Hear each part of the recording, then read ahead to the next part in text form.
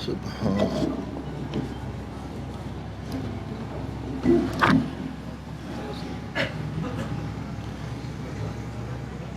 अल्हम्दुलिल्लाह अल्हम्दुलिल्लाह नहमदुहु व नस्तईनुहु व नस्तगफिरुहु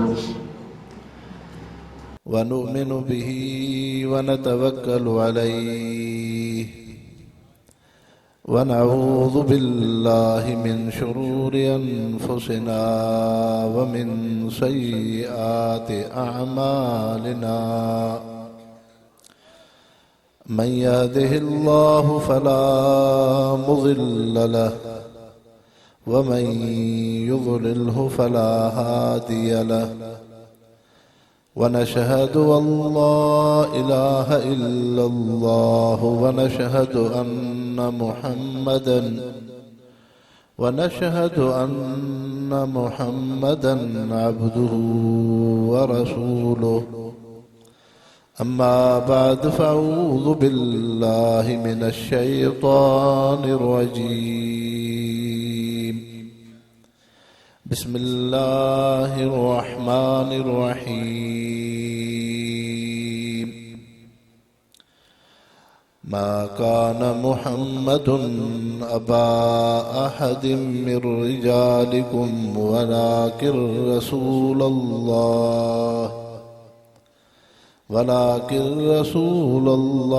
व खातमन नबिय्यीन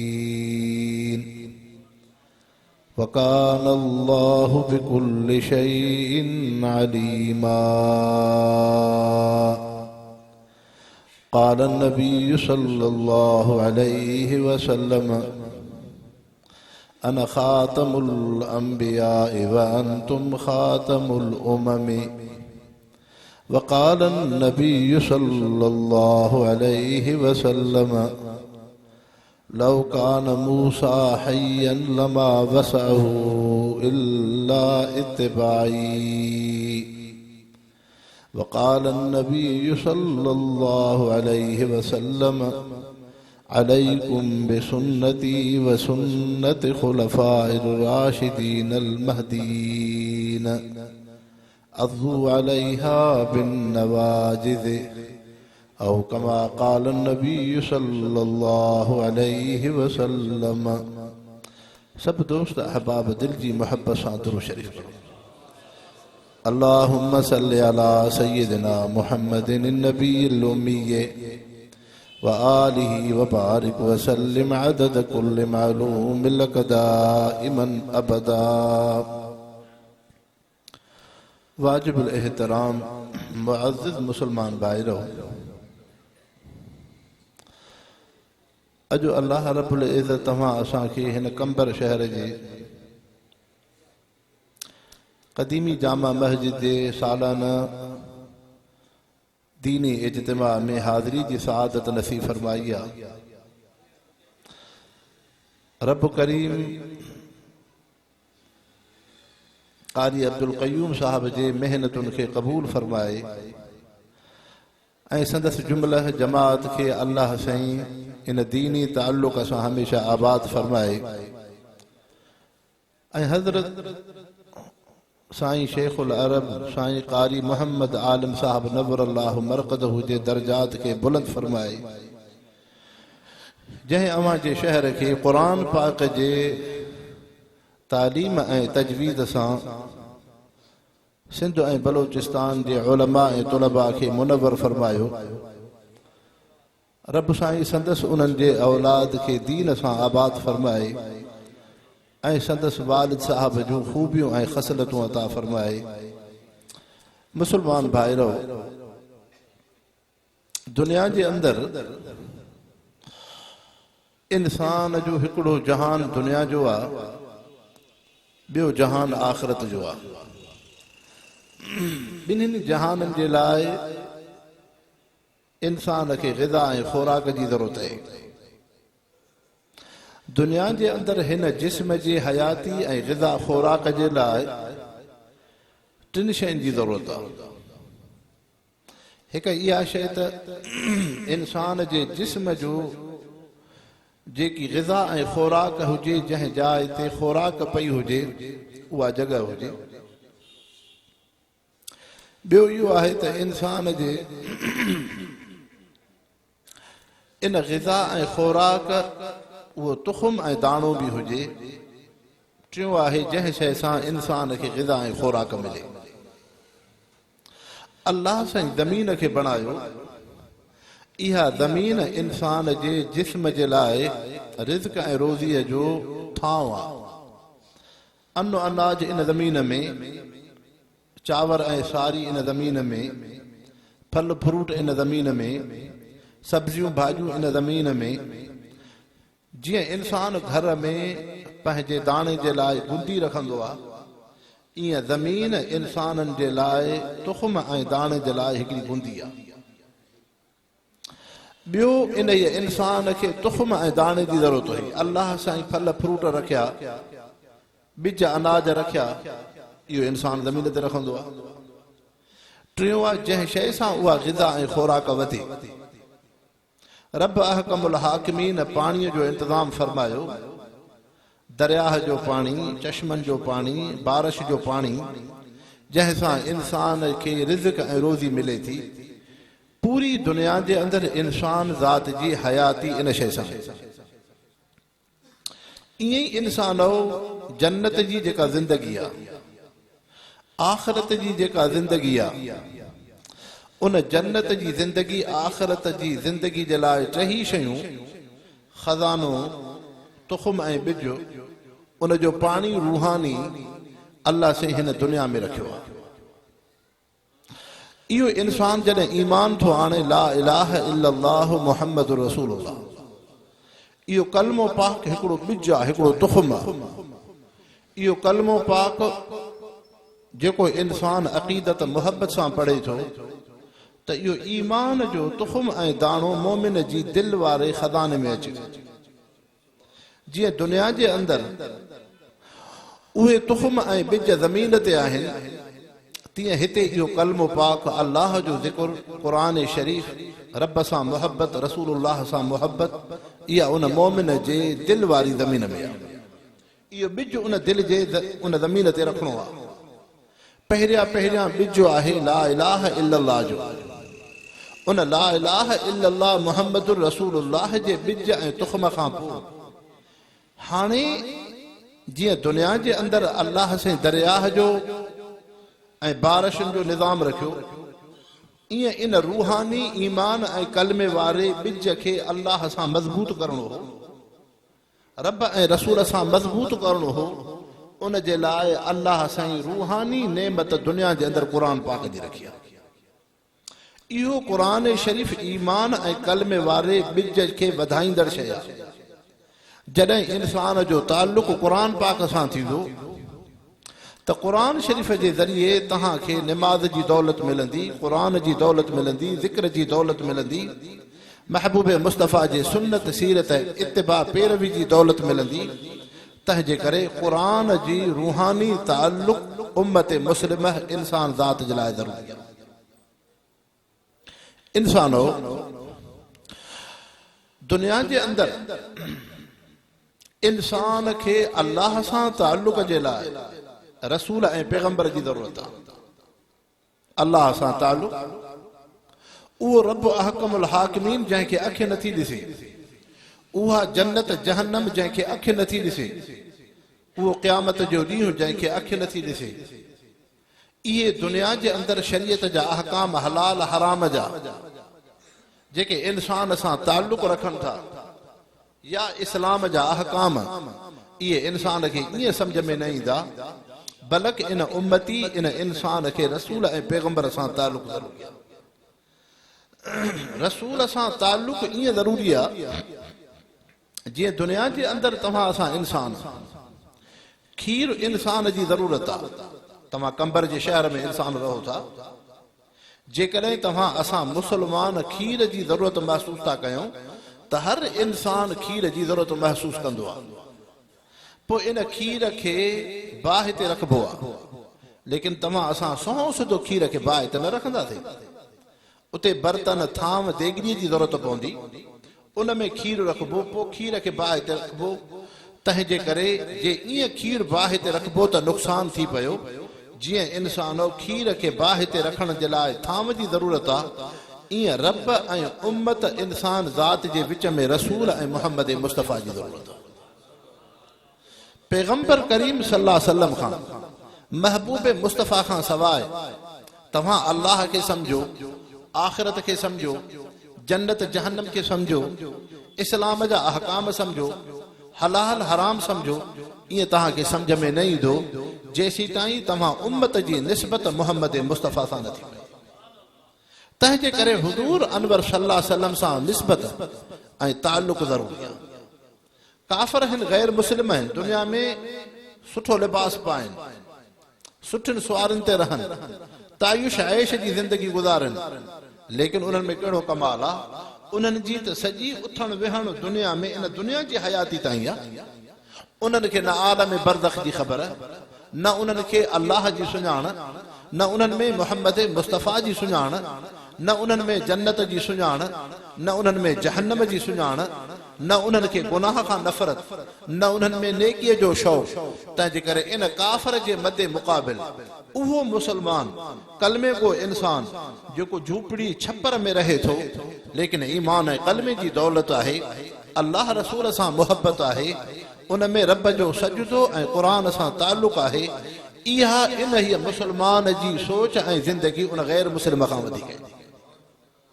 हुन जो अमल दुनिया ताईं आहे, हिन मोमिन जो अमल आख़िरत ताईं आहे।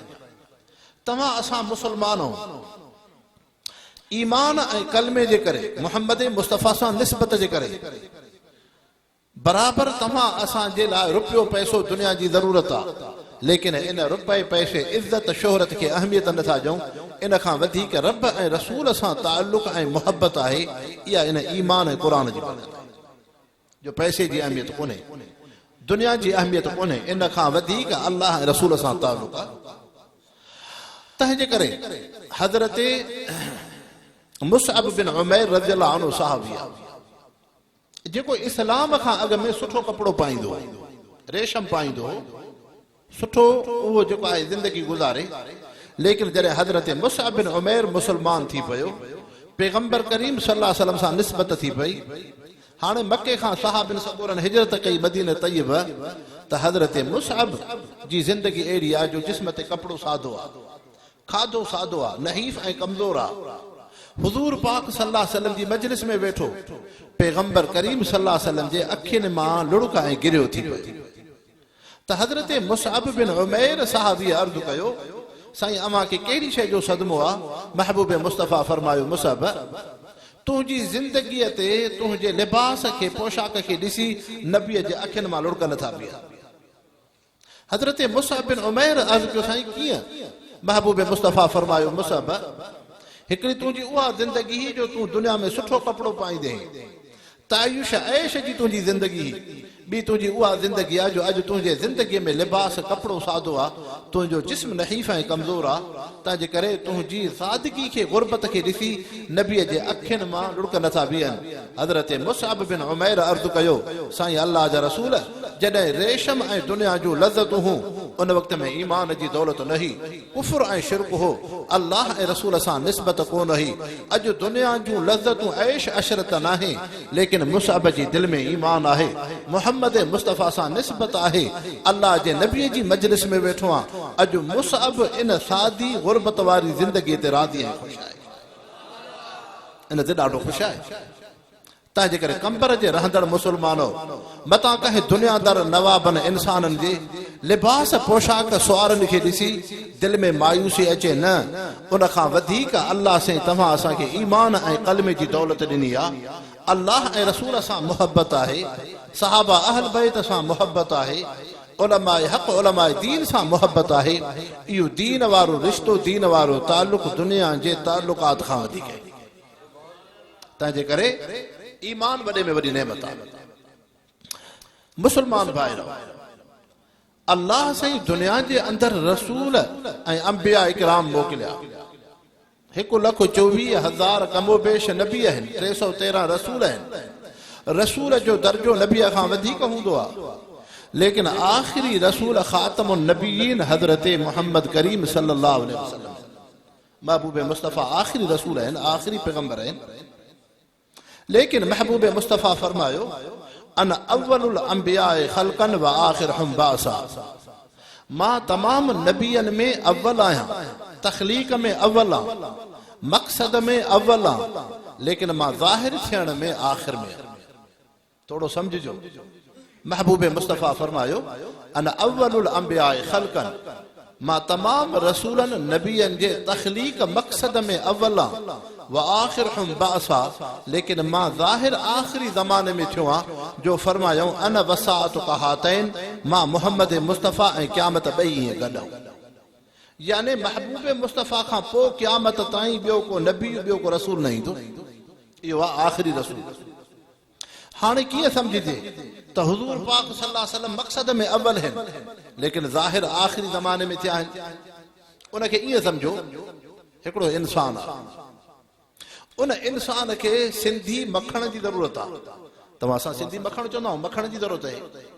हाणे उन मखण जे लाइ उहो इंसान पंहिंजे जेब में खीसे में रुपयो टको रखंदो, इहो रुपयो पैसो रखी पोइ वेंदो कंबर खां ॿाहिरि ॻोठनि में मेह ॻोल्हींदो, काथे मूंखे मेह या गऊं मिले। हाणे बज़ाहिर इनखे वठणो मखण आहे, लेकिन मखण जे करे हिन खीसे में रुपयो पैसो रखियो आहे। पैसो खणी वञे थो त कंहिं खां मेह वठां, वठे इहो इंसान मेह थो, लेकिन मक़सद इन इंसान जो मखण। हाणे मेह खे हिन खे वरितो ऐं हाणे मेह जी हे इंसान ख़िदमत करे थो, गाह थो ॾे, ख़िदमतूं करे थो, चहिणो करे थो, पर बज़ाहिर मेह जी ख़िदमत करे थो, मक़सद इन मेह में मखण आहे। हाणे उन मेह खे हिन ख़िदमत कई, गाह खारायो, उन खां बाद मेह खे ॾोहे थो, खीर ॿाहिरि कढे थो, बज़ाहिर खीर ज़ाहिर थियो आहे, लेकिन मक़सद इन जो मखण आहे।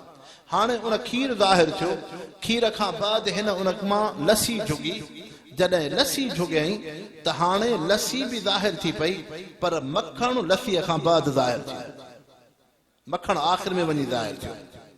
हाणे ईअं ई इंसान हो, जीअं इन इंसान जो मक़सद मखण आहे, पर अञा इनखे रुपयो पैसो आहे, हिन जे हथ में रुपयो पैसो आहे, हिन इंसान जा उज़वा इन रस्ते में हिन त काथों मेह वठां, लेकिन मक़सद इन जो मखण आहे। हिन मेह वरती, मक़सद मखण आहे। हिन मेह खे चारो ॾिनो, मक़सद मखण आहे। हिन मेह खे ॾुधो, मक़सद मखण आहे। हिन मेह मां खीर आंदई, मक़सद मखण आहे। खीर मां लस्सी ठही, मक़सद मखण आहे, लेकिन मखण ज़ाहिर आख़िर में थियो आहे, पर मक़सद अव्वल आहे, ज़ाहिर पोइ थियो आहे। ईअं ई इंसान हो, रब अहकमुल हाकिमीन, शहनशाह बादशाह, काइनात ऐं मख़लूक खे ठाहियो, आसमाननि खे ठाहियईं, लेकिन मक़सद मुहम्मद मुस्तफ़ा है। रब अहकमुल हाकिमीन, ज़मीननि खे वजूद ॾिनो, मक़सद मुहम्मद मुस्तफ़ा है। अल्लाह से अर्श कुर्सी ठाहियो, मक़सद मुहम्मद मुस्तफ़ा है। रब अहकमुल हाकिमीन जी रुबूबियत आहे, मक़सद मुहम्मद मुस्तफ़ा है। हज़रत आदम अलैहिस्सलाम रसूल पैगंबर पहिरियां थी आयो, लेकिन आदम अलैहिस्सलाम जे नुबुवत जो मक़सद मुहम्मद मुस्तफ़ा। हज़रत शीस अलैहिस्सलाम नबी बणिजी आयो, लेकिन मक़सद मुहम्मद मुस्तफ़ा। हज़रत नूह अलैहिस्सलाम रसूल बणिजी आयो, लेकिन मक़सद मुहम्मद मुस्तफ़ा। हज़रत हारून ऐं मूसा अलैहिस्सलाम आया, रसूल पैगंबर बणिजी, लेकिन मक़सद उन्हनि जो मुहम्मद मुस्तफ़ा। हज़रत मूसा अलैहिस्सलाम रसूल बणिजी आयो, लेकिन मक़सद मुहम्मद मुस्तफ़ा। हज़रत ईसा अलैहिस्सलाम रसूल बणिजी आयो, लेकिन मक़सद मुहम्मद मुस्तफ़ा। लेकिन महबूब मुस्तफ़ा आखिरी ज़माने में ज़ाहिर था थियनि, आखिरी ज़माने में ज़ाहिर था थियनि। इहो अल्लाह जे नबी फरमायो अना अव्वलुल अंबियाए खल्कन व आखिरहुम बासा, मां तमाम नबियन ऐं कायनात जे लौलाक लमा खलक़तुल अफलाक, महबूब मुस्तफ़ा जे तू न हुजे हां त मां आसमाननि ज़मीननि खे वजूद न ॾियां हां। हाणे आसमाननि ज़मीन जे वजूद जो मक़सद हज़रत आदम अलैहिस्सलाम खां वठी हज़रत ईसा अलैहिस्सलाम ताईं जेके बि अंबिया ऐं रसूल आया, इन्हनि समूरनि नबियनि खे दुनिया में मोकिलण जो मक़सद मुहम्मद मुस्तफ़ा, महबूब मुस्तफ़ा। बल्कि अञा आसान ईअं सम्झो, तव्हांजो जलसो थींदो आहे, स्टेज थींदी आहे, हज़रत मौलाना फज़लुर रहमान साहब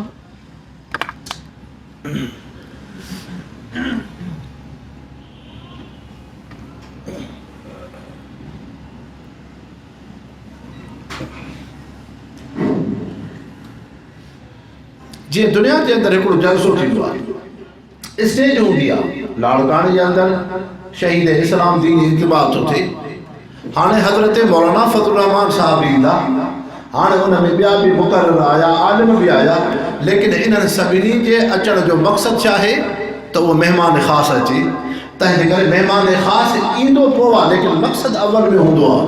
ईअं ई इंसान हो, हज़रत आदम अलैहिस्सलाम नबी बणिजी आयो, नूह अलैहिस्सलाम नबी बणिजी आयो, हज़रत मूसा अलैहिस्सलाम नबी बणिजी आयो, हज़रत हारून अलैहिस्सलाम नबी बणिजी आयो, हज़रत इब्राहिम अलैहिस्सलाम रसूल बणिजी आयो, हज़रत मूसा अलैहिस्सलाम रसूल बणिजी आयो, हज़रत ईसा अलैहिस्सलाम रसूल बणिजी आया, लेकिन दुनिया जे स्टेज जा महिमान ख़ासि हज़रत मोहम्मद मुस्तफ़ा आहिनि।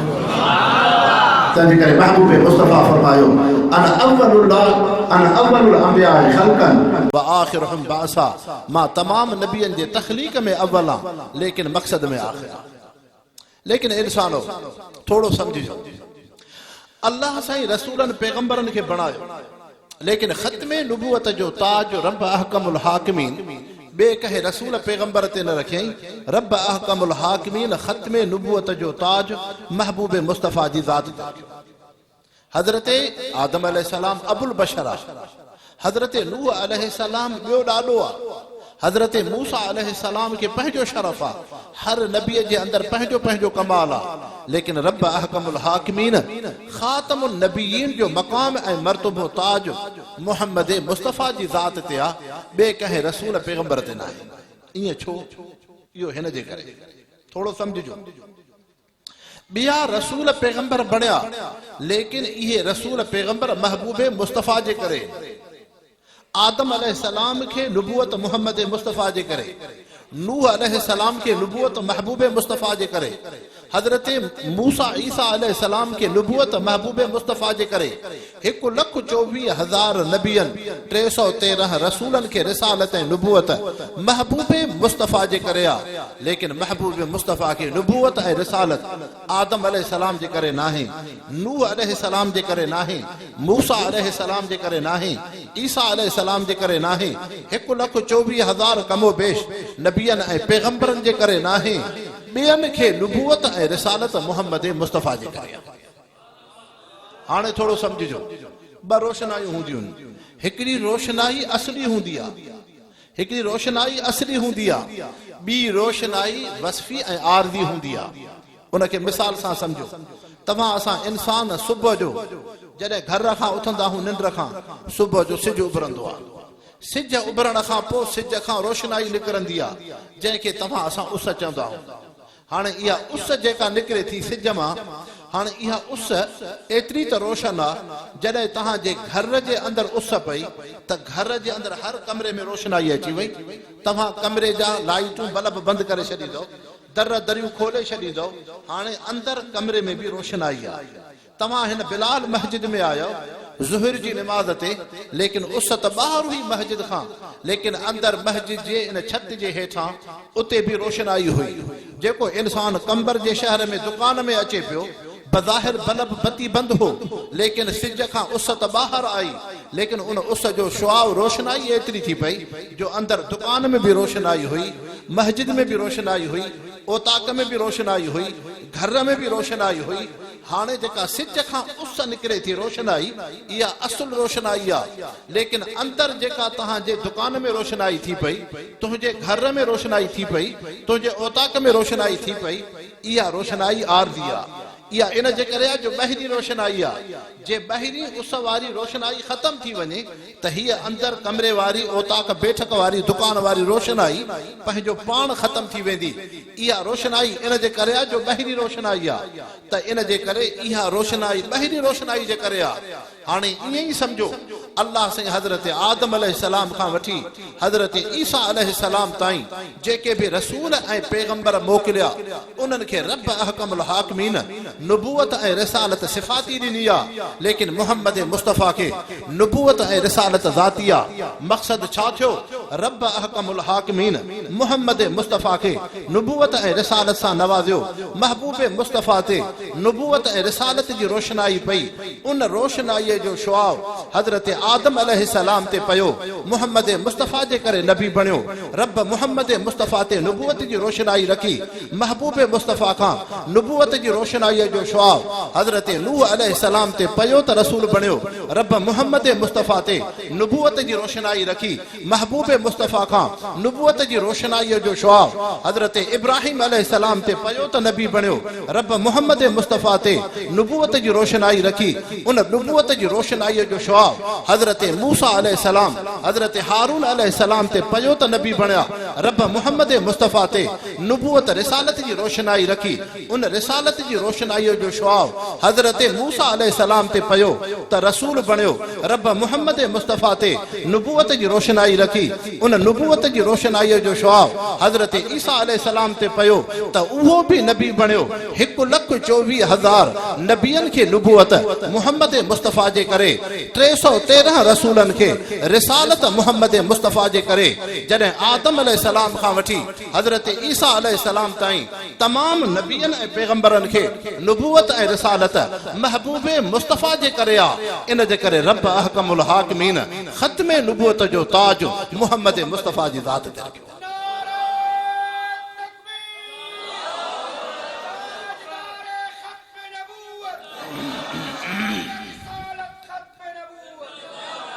त मुसलमानो अल्लाह से इहो कुरान पाक में फरमायो मा कान मुहम्मदुन अबा अहदिन मिन रिजालिकुम वलाकिन रसूल अल्लाह व खातमन नबिय्यीन। महबूब मुस्तफ़ा अल्लाह जो रसूल आ, लेकिन सिर्फ अल्लाह जो रसूल ना है, खातमुन नबिय्यीन भी आहे। इहो महबूब मुस्तफ़ा फरमायो अन खातमुल अंबिया व अंतुम खातमुल उमम। ऐ इंसानो मां नबियनि में आखिरी नबी आहियां, तव्हां उम्मतुनि में आखिरी उम्मत आहे। ख़त्मे नुबुवत जो मक़सद छा आहे? ख़त्मे नुबुवत जो मक़सद इहो आहे त हुज़ूर पाक सल्लल्लाहु अलैहि वसल्लम खां बाद ॿियो को नबी ॿियो को रसूल नहीं। हाणे नुबुवत मुहम्मद मुस्तफ़ा जी, रिसालत मुहम्मद मुस्तफ़ा जी, शरीयत मुहम्मद मुस्तफ़ा जी, इस्लाम मज़हब दीन इस्लाम मुहम्मद मुस्तफ़ा जो हाणे शरीयत मुहम्मदी हलंदी। उनखे ईअं सम्झो जीअं दुनिया जे अंदरि हिकिड़ो मकान ठाहिबो आहे, जॻह ठाहिबी आहे, उन जगह में सिरां रखबियूं आहिनि। हिकिड़ो सिरनि जो बार आयो, ॿियो सिरनि जो बार आयो, टियों सिरनि जो बार आयो, सभु सिरां अची वियूं। आख़िर में हिकिड़ी सिर जी जाइ हूंदी आहे। ईअं हूंदो आहे न, उन भित में आख़िर में हिकिड़ी सिर जी जाइ आहे। जॾहिं आख़िरी उन जाइ में सिर पई, हाणे ॿिए कंहिं सिर जी ज़रूरत कोन्हे, हाणे जाइ कामिल मुकम्मल थी वई। ईअं ई इंसानो अल्लाह साईं दुनिया जे अंदरि नुबुवत जो हिकिड़ो महल ठाहियो। उन नुबुवत जे महल जी सिर आदम अलैहिस्सलाम, उन नुबुवत जे महल जी सिर शीश अलैहिस्सलाम, उन नुबुवत जे महल जी सिर इदरीस अलैहिस्सलाम, उन नुबुवत जे महल जी सिर नूह अलैहिस्सलाम, उन नुबुवत जे महल जी सिर हज़रत मूसा अलैहिस्सलाम, उन नुबुवत जे महल जी सिर हज़रत ईसा अलैहिस्सलाम। लेकिन नुबुवत जे महल जी आख़िरी सिर हज़रत मुहम्मद मुस्तफ़ा आहे। जॾहिं महबूब मुस्तफ़ा रसूल ऐं पैगंबर बणिजी आया, मुहम्मद मुस्तफ़ा जी नुबुवत ऐं शरीयत ज़ाहिर थी। हाणे क़यामत ताईं ॿियो को नबी ॿियो को रसूल आहे। इहो आहे ख़ातमुन नबिय्यीन। हाणे थोरो सम्झिजो इंसानो, अञा इन में घणी गुफ़्तगू आहे, लेकिन अव्हां जी ख़िदमत में मां उनखे मुख़्तसिर थो अर्ज़ु कयां। ख़त्मे नुबुवत जो मक़सद छा आहे? जीअं मुसलमानो तव्हां असां ईमान आंदो आहे, ला इलाहा इल्लल्लाहु मुहम्मदुर रसूलुल्लाह, तव्हां असां में ईमान आहे, कलमो आहे त मुहम्मद मुस्तफ़ा अल्लाह जा रसूल आहिनि। जीअं तव्हां असां महबूब मुस्तफ़ा खे अल्लाह जो रसूल करे मञूं था, उन ते ईमान आंदो थसे। इन सां गॾु इहो बि इक़रार करणो आहे त मुहम्मद मुस्तफ़ा ख़ातमुन नबिय्यीन आहिनि। महबूब मुस्तफ़ा खां बाद ॿियो को नबी ॿियो को रसूल आहे, ख़ातमुन नबिय्यीन आहिनि। छा मक़सद थियो? बल्कि ईअं सम्झो मुसलमानो, जीअं तव्हां असांजो अक़ीदो आहे, हिकिड़ो इंसान निमाज़ थो पढ़े, क़ुरान शरीफ़ थो पढ़े, ज़िक्र थो करे, दुरूद शरीफ़ थो पढ़े, सुन्नत ते हले थो, बज़ाहिर कुब्बो जुब्बो पातल आहे, लेकिन इन जा अमल तॾहिं क़बूल आहिनि जॾहिं उन में तौहीद हुजे, सही अक़ीदो हुजे। जीअं ला इलाहा इल्लल्लाह मुहम्मदुर रसूलुल्लाह, तौहीद जो अक़ीदो ज़रूरी आहे, तॾहिं तुंहिंजी नमाज़ क़बूल, तॾहिं तुंहिंजो रोज़ो क़बूल, तॾहिं तुंहिंजी इबादत क़बूल, तॾहिं तुंहिंजो दुरूद क़बूल, तॾहिं तुंहिंजो सुन्नत ते हलणु क़बूल। ईअं ई मुस्लमानो दीन इस्लाम में इन ला इलाहा इल्लल्लाह मुहम्मदुर रसूलुल्लाह जे अक़ीदे सां गॾु इहो बि अक़ीदो लाज़मी आहे त महबूब मुस्तफ़ा आख़िरी रसूल आहिनि, महबूब मुस्तफ़ा खां बाद ॿियो को रसूल, ॿियो को पैगंबर न आहे। इहो अक़ीदो बि ज़रूरी आहे, इहो अक़ीदो बि ज़रूरी आहे। बल्कि अञा ईअं सम्झो जीअं तव्हां असां इंसान आहियूं, इंसान दुनिया में ज़िंदा आहे, लेकिन इंसान खे अखि बि आहे, इंसान खे ज़ुबान बि आहे, इंसान खे सुमात जा उज़वा बि आहिनि, इंसान में हथ बि आहिनि, इंसान में टंगूं बि आहिनि।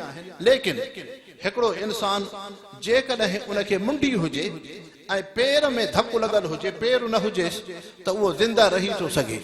ऐब त थी पियो पर ज़िंदा रही थो सघे।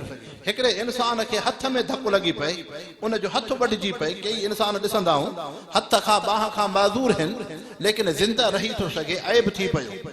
कंहिं इंसान खे अखियूं न हुजनि, नज़र न हुजेसि, ईअं नाहे त इहो इंसान ज़िंदा नथो रही सघे, ज़िंदा रही थो सघे, लेकिन इन में नुक्स ऐब थी पियो, नाबीनो थी पियो। कंहिं इंसान खे ज़ुबान आहे, लेकिन ॻाल्हाइण जी सलाहियत नाहे, ज़िंदा रही थो सघे, लेकिन ऐब थी पियो। ईअं ई इंसान हो, जीअं इंसान जे जिस्म में उज़व आहिनि, उज़वनि जी सलामती ज़रूरी आहे, लेकिन असुला उन में मुंडी हुजे। जेकॾहिं मुंडी न हूंदी, तुंहिंजा हथ पेर सही सालिम आहिनि, इहे हथ पेर कंहिं बि कम जा न आहिनि। इंसान खे मुंडी न आहे, लेकिन उन जा उज़वा सही आहिनि, इहे उज़वा कंहिं बि कम जा न आहिनि। मक़सदु इहो थियो मुस्लमानो, जॾहिं तव्हां असां ला इलाहा इल्लल्लाह मुहम्मदुर रसूलुल्लाह पढ़ियोसीं, हाणे अक़ीदो रखणो आहे मुहम्मद मुस्तफ़ा ख़ातमुन नबिय्यीन आहिनि, महबूब मुस्तफ़ा खां बाद ॿियो को नबी ऐं रसूल न आहे। छा मक़सदु थियो? जीअं इंसान जी मुंडी अहम आहे, ईअं दीन इस्लाम में अक़ीदा ख़त्म नबूवत अहम आहे। मक़सदु छा थियो?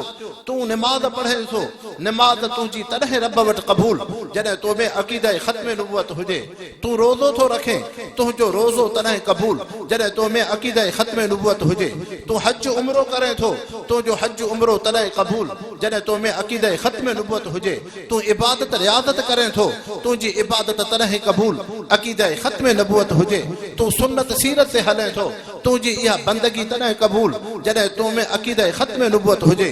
तूं दुरूद शरीफ़ पढ़े थो, तुंहिंजो इहो अमल रब वटि तॾहिं क़बूल जॾहिं तो में अक़ीदा ख़त्म नबूवत हुजे। जीअं इंसान जी हयातीअ में मुंडी अहम आहे, उज़वा उन खां पोइ आहिनि, ईअं दीन इस्लाम में निमाज़, तिलावत, सुन्नत, सीरत आहिनि, लेकिन इहे बाद में आहिनि, अॻ में अक़ीदा ख़त्म नबूवत आहे।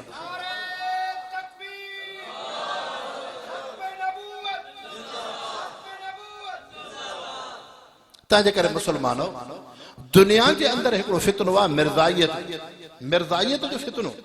हाणे मिर्ज़ाई, जीअं तव्हां असां मुस्लमान निमाज़ पढ़ूं था, उहे बि निमाज़ पढ़नि था।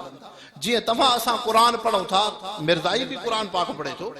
जीअं तव्हां असां रोज़ो रखूं था, मिर्ज़ाई बि रोज़ो रखे थो। जीअं तूं मां इबादत कयूं था, मिर्ज़ाई बि इबादत करे थो। जीअं तुंहिंजे मुंहिंजे अंदरि अल्लाह सां मुहबत आहे, मिर्ज़ाई जी दिलि में बि अल्लाह सां मुहबत आहे। लेकिन मिर्ज़ाई ऐं कादियानी में इहो नुक्स आहे त उहो मुहम्मद मुस्तफ़ा जे ख़त्म नबूवत जो कामिल न आहे। हिकिड़ो इंसान बैतुल्लाह में पूरी ज़िंदगी निमाज़ पढ़े, लेकिन उनजी निमाज़ एसी ताईं क़बूल न थींदी जेसी ताईं ख़त्म नबूवत जो अक़ीदो न हुजेसि। हिकिड़ो इंसान मस्जिद नबवी में रोज़े पाक जे साम्हूं पूरी ज़िंदगी गुज़ारे थो, इन जो दुरूद इबादतूं तॾहिं क़बूल जॾहिं अक़ीदा ख़त्म नबूवत हुजे। इन जे करे मुस्लमानो, दीन इस्लाम में अक़ीदा ख़त्म नबूवत इंसान जे मुंडीअ वांगुरु आहे। जीअं तूं ज़िंदा तॾहिं आहे जॾहिं तो में मुंडी आहे, ईअं ई इस्लाम तव्हांजो ज़िंदा तॾहिं आहे जॾहिं तव्हां उम्मत मुस्लिमा में अक़ीदा ख़त्म नबूवत हुजे, अक़ीदा ख़त्म नबूवत हुजे। ऐं इंसानो, पैगंबर करीम सल्लल्लाहु अलैहि वसल्लम फरमायो, अलैकुम बिसुन्नती, अलैकुम बिसुन्नती, मुंहिंजो जेको तरीक़ो आहे उनखे चिंबड़ी पओ। व सुन्नत खुलफाए राशिदीन अल महदीयीन, मुंहिंजा चारई ख़लीफ़ा उन्हनि जो रस्तो मां मुहम्मद मुस्तफ़ा जो रस्तो। अबू बकर सिद्दीक़ जो जेको दगु आहे मां मोहम्मद मुस्तफ़ा जो दगु आहे हज़रत उमर फारूक जो जेको दगु रस्तो आहे मां मोहम्मद मुस्तफ़ा जो रस्तो आहे हज़रत उस्मान ज़िन्नुरैन जो जेको रस्तो आहे मां मोहम्मद मुस्तफ़ा जो रस्तो आहे हज़रत अली रज़ियल्लाहु अन्हु जे रस्ते ते हिन मां मोहम्मद मुस्तफ़ा जो इहो रस्तो आहे लेकिन अज़ू अलैहा बिन नवाजिज़ महबूब मुस्तफ़ा फरमायो जीअं तव्हां सख़्त शइ पंहिंजे हवड़ सां वठंदा हो ईअं मुंहिंजे तरीक़े मुंहिंजे चइनि सहाबिन जे सुन्नत दग ऐं रस्ते खे मज़बूती सां वठी पओ ताकि तव्हां में दीन हुजे तव्हां में अल्लाह ऐं सहाबिन सां अक़ीदत ऐं मोहब्बत थोरो सम्झो मुस्लमानो हुज़ूर पाक सल्लल्लाहु अलैहि वसल्लम ने छो फरमायो अलैकुम बिसुन्नती व सुन्नत खुलफाए राशिदीन मुंहिंजो तरीक़ो मुंहिंजे सहाबिन जो तरीक़ो छा सहाबिन जो तरीक़ो अलॻि हो छा न उहे त महबूब मुस्तफ़ा जे सुन्नत सीरत ते कामिल मुकम्मल आहिनि कामिल मुकम्मल आहिनि उन्हनि जो हर अमल मोहम्मद मुस्तफ़ा जो अमल आहे बलक क़ुरान पाक तव्हांखे सम्झणो आहे महबूब मुस्तफ़ा जी सीरत ॾिसो मोहम्मद मुस्तफ़ा जी सीरत अख़लाक क़ुरान पाक आहे जे मोहम्मद मुस्तफ़ा जी सीरत तव्हांखे ॾिसणी आहे 1,24,000 कमो बेश सहाबा जी ज़िंदगी ॾिसो इहा मोहम्मद मुस्तफ़ा जी सीरत मोहम्मद मुस्तफ़ा जी ज़िंदगी मुबारक तंहिंजे करे इंसान हज़रत अबू बकर सिद्दीक़ रज़ियल्लाहु अन्हु ख़लीफ़ा थिया इन जी ख़िलाफ़त में ॿ फितना थिया हिकिड़ो फितनो थियो मुनकिरीन ज़कात जो हिकिड़ा इंसान अहिड़ा ज़ाहिर थिया सम्झिजो जलसे जो मक़सदु छा आहे अहिड़ा इंसान ज़ाहिर थिया जन चयो असां नमाज़ बि पढ़ंदासीं कलमो बि पढ़ूं था रोज़ो बि रखंदासीं हज बि कंदासीं नमाज़ बि पढ़ंदासीं लेकिन ज़कात न ॾींदासीं ज़कात न ॾींदासीं त हज़रत अबू बकर सिद्दीक़ रज़ियल्लाहु अन्हु उथी बीठो फरमायो मां जंहिंखे ज़कात न ॾींदो सिद्दीक़ उनखे हिन हथियार सां सिधो कंदो हाणे उन मौके ते हज़रत उमर फारूक आया साईं अबू बकर सिद्दीक़ तूं त एॾो नरम मिज़ाज आहीं तूं त एॾो नरम मिज़ाज आहीं जॾहिं महबूब मुस्तफ़ा जी रहलत जी विसाल थियो मां उमर जज़्बात में हुउमि मां उमर पियो चवां केरु थो चए त मोहम्मद मुस्तफ़ा फौत थी आहे मां उनखे सिधो कंदुमि उन वक़्त में तूं मूंखे सब्र में आणे पियो उमर एॾो जज़्बाती न थी सब्र में अच ऐं अबू बकर तूं एॾो अॼु जज़्बाती थी वियो आहे जेके इंसान ज़कात जो इनकार था करनि तूं थो चवे त मां उन्हनि सां जिहाद कंदुमि इहो छा आहे हाणे हज़रत अबू बकर सिद्दीक़ तमाम सहाबा खे इन शइ ते आंदो उम्मत जे अंदरि ज़कात जी अहमियत वेठी मक़सद छा हो हज़रत अबू बकर सिद्दीक़ रज़ियल्लाहु अन्हु जे ख़िलाफ़त में जेको फितनो मुनकिरीन ज़कात जो उथियो मक़सद हो फितने खे बंदि करणु मक़सद हो फितने खे बंदि करणु छा मक़सद आहे तव्हां हिन शहर में रहो था मुस्लमान आहियो हिते मस्जिदियूं आहिनि हाणे हिकिड़ो इंसान मुस्लमान आहे उथी बीही चवे थो त बाबा अॻे बांग तॾहिं ॾिबी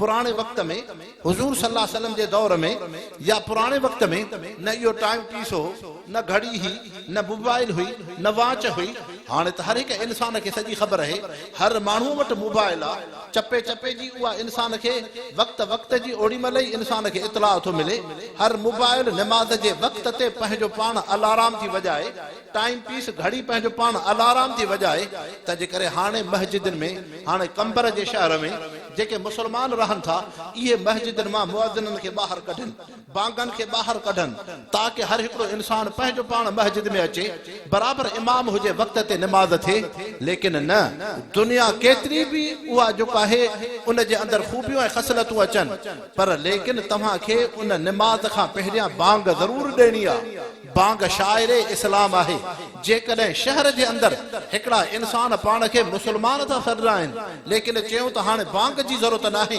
बांग न ॾिजे त हज़रत अबू बकर सिद्दीक़ रज़ियल्लाहु अन्हु मुनकिरीन ज़कात सां जिहाद कयो उम्मत ऐं उलमा जे मथां फरीज़ो आहे त जेके इंसान शहर में रहनि था उते मस्जिदियूं आहिनि उते इमाम रखियल आहिनि वक़्तनि ते नमाज़ूं थियनि थियूं लेकिन बांग नथी अचे बांग जो इनकार था करनि चवनि था त हाणे घड़ी ऐं मोबाइल आहे बांग जी ज़रूरत कोन्हे त अहिड़नि मुस्लमाननि सां जिहाद करे मोहम्मद मुस्तफ़ा जे दीन जी हिफ़ाज़त ऐं चौकीदारी कयो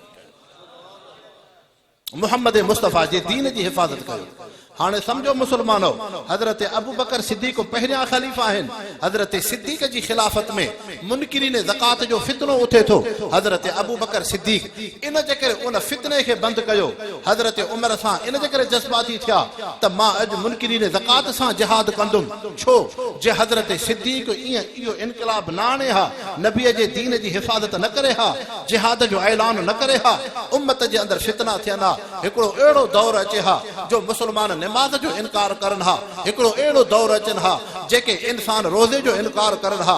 हिकिड़ो अहिड़ो दौर अचे हा जेके इंसान हज जो इनकार करनि हा। हिकिड़ो अहिड़ो दौर अचे हा जेके इंसान दीन जे अहकामनि जो इनकार करनि हा। हज़रत अबू बकर सिद्दीक़ पहिरें ख़लीफ़े मुनकिरीन ज़कात सां जिहाद जो ऐलान करे उम्मत जे अंदरि तालीम ॾिनई त क़यामत ताईं तव्हां उम्मत मुस्लिम जे अंदरि दीन ईअं महफ़ूज़ रहे जीअं मोहम्मद मुस्तफ़ा जे दौर में दीन महफ़ूज़। इहो अल्लाह जे नबी फरमायो, अलैकुम बिसुन्नती व सुन्नत खुलफाए राशिदीन अल महदीयीन। मां मोहम्मद मुस्तफ़ा जे तरीक़े मुंहिंजे चइनि यारनि जे रस्ते ऐं दग खे चंबड़ी पओ, मां मोहम्मद मुस्तफ़ा जो रस्तो आहे। ईअं हज़रत अबू बकर जे ज़माने में ॿियो हिकिड़ो फितनो थियो, उहो ख़त्म नबूवत जे इनकार जो। मुसैलिमा कज़्ज़ाब मलून इंसान जंहिं नबूवत जी दावा कई, हज़रत अबू बकर सिद्दीक़ सहाबा जे जथे खे मोकिले, उन सां जिहाद थियो। 17 या 1300 सहाबी महबूब मुस्तफ़ा जे ख़त्म नबूवत जे मथां फिदा ऐं शहीद थिया। इहा उम्मत खे तालीम मिली त मुसलमानो, तव्हां जंहिं बि दौर ऐं ज़माने में हुजो, क़यामत ताईं कहिड़ो अहिड़ो मिर्ज़ाई ऐं मलून ऐं कादियानी जेकॾहिं नबूवत जी दावा करे, रिसालत जी दावा करे, त हाणे उम्मत मुस्लिम जेका अल्लाह रसूल सां मोहब्बत रखे थी, मोहम्मद मुस्तफ़ा सां मोहब्बत रखनि था, महबूब मुस्तफ़ा जे ख़त्म नबूवत जो जज़्बो ऐं ईमान ईअं तव्हां जे अंदरि हुजे जीअं हज़रत अबू बकर जे ज़माने में सहाबा ऐं मुसलमाननि जे अंदरि अक़ीदा ख़त्म नबूवत जो जज़्बो ऐं क़ुर्बानी। इहा उम्मत जे अंदरि तालीम। अॼु अल्हम्दुलिल्लाह मुसलमान इन ही अक़ीदा ख़त्म नबूवत नामूस रिसालत जे मथां जेको इमरान मलून जंहिं ग़लत पॉलिसी सां आयो हो, जंहिंखे असांजे पाकिस्तान जो भूलो भालो इंसान न पियो समझे, लेकिन हज़रत मौलाना फज़लुर रहमान इन जी शरारतुनि खे सुञातो। हज़रत मौलाना फज़लुर रहमान इन जे शरारत ख़िबासतुनि खे सुञातो हो, लेकिन उहो मौलाना फज़लुर रहमान, उहा जमीयत उलमा इस्लाम जंहिं पाकिस्तान जे 22 करोड़ मुसलमाननि खे, पूरी दुनिया जे उम्मत मुस्लिम खे वॾा वॾा इज्तिमा ख़त्म नबूवत ते करे, इहो उन दुनिया खे पैगाम वियो, यहूदियत ऐं ईसाईयत खे ऐं उन बर्तानिया खे दीन दुश्मन कुवतुनि खे त ख़बरदार, जीअं पाकिस्तान ला इलाहा इल्लल्लाह ते वजूद आहे, तीअं पाकिस्तान जे आईन में ख़त्म नबूवत ज़रूरी आहे, तीअं पाकिस्तान जे आईन में नामूस रिसालत ज़रूरी आहे। अॼु जमीयत उलमा इस्लाम जे मरहून मिन्नत, अव्हां जेकॾहिं कंबर शहर जे अंदरि मुसलमान रहो था, जिथे तव्हांजी दिलि में अल्लाह सां मोहब्बत, रसूल अल्लाह सां मोहब्बत आहे, अक़ीदा ख़त्म नबूवत आहे, त हज़रत अब्दुल करीम बेरवी नव्वर अल्लाह मरकदहू ऐं जमीयत उलमा इस्लाम जे मरहून मिन्नत तव्हां असांखे इहो अक़ीदो ऐं दीन जे मज़बूती जो सबक़ ऐं क़ुर्बानी जो दर्स ॾियो।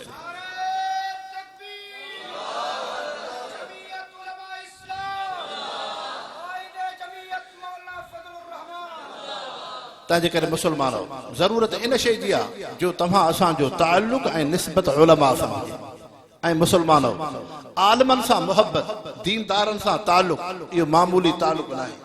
हज़रत मौलाना क़ासिम नानूतवी दारुल उलूम देवबंद जा बानी आहिनि, लेकिन अव्हांखे ख़बर हुजे सिंध धरती उहा धरती आहे। हज़रत अब्दुर रहमान सखर बि रहमतुल्लाह अलैह सखर जे अंदरि हुया। हज़रत रशीद अहमद गंगोही, हज़रत क़ासिम नानूतवी रहमतुल्लाह अलैह देवबंद शरीफ़ खां तशरीफ़ खणी सखर में आया। साईं देवबंद जे कस्बे ॻोठ में मदरसे जो बुनियाद था रखां, तव्हां दुआ फरमायो। हज़रत अब्दुर रहमान सखर बि दुआ फरमाई, जंहिंजी ख़िदमत में हज़रत ताज महमूद अमरोटी नव्वर अल्लाह मरकदहू, हज़रत हमादुल्लाह हालेजीवी जा मुर्शिद ऐं मुरब्बी ऐं हज़रत अब्दुल करीम नव्वर अल्लाह मरकदहू, हज़रत हालेजीवी जे उन्हीअ जेके हिन निस्बत में हिन, लेकिन उन्हनि जो शेख ऐं मुर्शिद हज़रत अमरोटी रहमतुल्लाह अलैह जॾहिं हज़रत अब्दुर रहमान सखरवी जे ख़िदमत में अचे थो, मासूम ॿारड़ा आहिनि। हज़रत हज़रत अब्दुर्रहमान सखरवी हज़रत अमरोटी रहमतुल्लाह अलैह जे चेहरे अनवर के ॾिसी फरमायो पुटड़ा मूंसां भाकुर पा।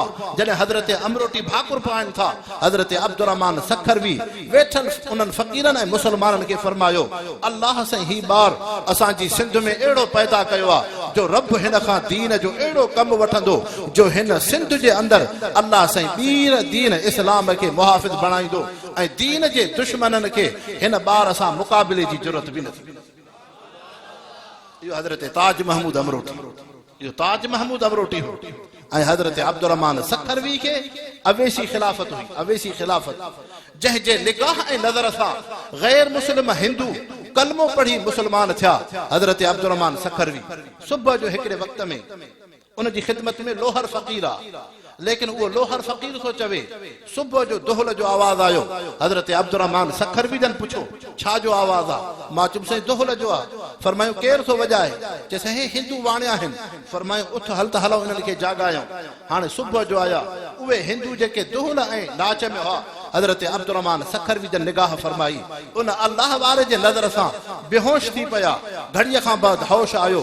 50 ॼणा उहे हिंदू ऐं गैर मुस्लिम कलमो पढ़ी मुसलमान थिया। इहा हज़रत अब्दुर्रहमान खे अवेसी खिलाफ़त हुई। ईअं ई हज़रत अब्दुर्रहमान सखरवी अल्लाह जे वलीअ जेका ताज महमूद अमरोटी खे पंहिंजे मुआलिके ऐं भाकुर में आंदो हज़रत अमरोटी उहो हो जंहिंजे हथ ते 8000 हिंदू कलमो पढ़ी करे मुसलमान थिया। मुसलमानो सिंध धरती मामूली धरती नाहे। तव्हां असां उन्हनि औलिया इकराम उन्हनि वलियनि ऐं दरवेशनि सां रूहानी ताल्लुक़ ऐं निस्बत है पोइ तुंहिंजे मुंहिंजे अकाबिरनि मुर्शिदनि बुज़ुर्गनि में अंग्रेज़ खां नफ़रत हुई, यहूदियत खां नफ़रत हुई, दीन इस्लाम जो जज़्बो हो, अक़ीदा ख़त्म नबूअत जे मथां फ़िदा ऐं क़ुर्बानी ही। अॼु इहा ई शइ तव्हां असांखे जमीयत उलमा इस्लाम ॾे थी। पाकिस्तान जे अंदरि रहंदड़ मुसलमान जे पंहिंजे ईमान जो तहफ़ुज़ चाहियो था, अक़ीदे जो तहफ़ुज़ चाहियो था, दुनिया आख़िरत जी कामयाबी चाहियो था। अल्लाह से तव्हां असांजी इहा कामयाबी उन ही जमात में रखी आहे जेका जमात जमीयत उलमा इस्लाम आहे। लेकिन जमीयत उलमा इस्लाम जो बुनियाद हज़रत मौलाना फज़लुर रहमान नाहे रखियो। हज़रत मौलाना फज़लुर रहमान जमीयत उलमा इस्लाम जे सिफ़ जो हिकिड़ो मुक़्तदी इमाम आहे। जीअं मस्जिद में निमाज़ थींदी आहे पोइ उन निमाज़ जे अंदरि इमाम जे पोयां निमाज़ी हूंदा आहिनि, पहिरीं सिफ़ में आलिम बीहंदा आहिनि, नेक सालिह दीनदार बीहंदा आहिनि। ईअं ई जमीयत उलमा इस्लाम उहा जमात आहे जंहिंजो बुनियाद में हज़रत अमरोटी रहमतुल्लाह अलैहि, जंहिंजे बुनियाद में हज़रत शेखुल हिंद आहिनि, जंहिंजे बुनियाद में मोहम्मद क़ासिम रहमतुल्लाह अलैहि आहिनि, जंहिंजे बुनियाद में मुफ्ती आज़म मुफ्ती किफ़ायतुल्लाह आहिनि। लेकिन जॾहिं हिते पाकिस्तान थो ठहे, पाकिस्तान जे ठहण खां बाद असांजा उलमा ऐं बुज़ुर्ग ऐं दरवेश जमीयत उलमा इस्लाम जो वजूद था रखनि। हज़रत लाहौरी रहमतुल्लाह अलैहि हज़रत अमरोटी जा ख़लीफ़ा आहिनि, जमीयत उलमा इस्लाम जा अमीर था मुंतख़िब थियनि। हज़रत ग़ुलाम गौस हज़ारवी रहमतुल्लाह अलैहि जमीयत उलमा इस्लाम जा नाज़िम उमूमी था मुंतख़िब थियनि। हज़रत ग़ुलाम गौस हज़ारवी लाहौर खां सफ़र करे हालेजी शरीफ में अचनि था। हज़रत हमादुल्लाह हालेजी जी ख़िदमत में साईं क़िबला साईं दुआ फरमायो। पाकिस्तान जे ठहण खां पोइ हाणे जमीयत उलमा इस्लाम जो वजूद थियो आहे। हज़रत लाहौरी अमीर मुंतख़िब थिया आहिनि, तव्हांजी ख़िदमत में आया हूं, तव्हां जमात जे लाइ दुआ फरमायो। हज़रत हालिजवी पंहिंजे ख़लीफ़ा अव्वल हज़रत ख़लीफ़ा अहमदीन जरारवी नव्वरल्लाह मरकदहू के फरमायो ख़िदमत में हाज़िर थियो। ख़लीफ़ा अहमदीन के फरमायो पुट ख़लीफ़ा अहमदीन जनब हमादुल्लाह हालिजवी सां बैयत ऐं निस्बत रखी आहे। समूरन उन्हनि मुरीदनि मुंहिंजे फ़क़ीरनि खे चओ अॼु खां बाद तव्हांजी जमात जमीयत उलमा इस्लाम आहे। पाकिस्तान जे अंदरि जंहिं जाइ ते जलसे ऐं दीन जे माहौल में वञे आम मुसलमाननि खे चओ त हाणे पाकिस्तान जे ठहण खां पोइ असांखे ॿिए कंहिं जमात जी ज़रूरत न आहे। हाणे असांजी जमात जमीयत उलमा इस्लाम आहे।